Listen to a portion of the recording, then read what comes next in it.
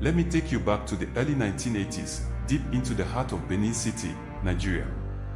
There was a young man named Lawrence Anini, a simple driver by day, but by night, he was crafting plans that would one day make him a legend. They'd soon call him the Lord, the one man who was above the police, above anyone trying to stop him. But how did it all begin? Stick around and find out. So, Lawrence Anini, just a young guy back then, growing up in the bustling streets of Benin City. He came from a tough background, where survival meant knowing how to hustle.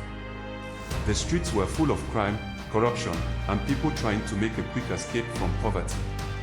Anini saw all this, and instead of shying away, he decided to dive right into it. In the early 1980s, he began as a driver. But he wasn't just any driver. This guy was a pro. He knew every street, every shortcut, every little corner in Benin City. And this skill got him noticed by some local criminals who needed a fast, smart driver for their heist. Anini was their guy. Around 1983, Anini decided to form his own team.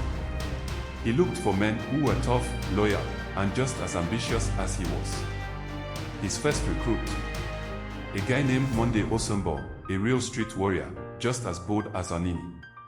With Monday by his side, Anini's gang began to grow. Anini didn't just want any gang, he wanted a crew that operated like clockwork. He'd plan out every detail. He'd tell his men, "We're not just here to steal and run. We're here to make a name." And people started noticing. Little by little, his crew started pulling off small heists, and Anini was running the show from start to finish. By 1985, whispers were going around Benin City about this new gang, led by a guy who seemed fearless. Small shopkeepers and market vendors would talk about the invisible robbers who could hit a target and disappear without a trace. And Anini, he was just getting started. This was just the beginning for Anini and his gang.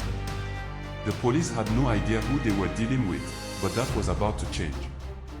Because in episode 2, we are going to see how Anini and his crew pulled off their first big heist, and it would put his name on the map for good. Don't miss it.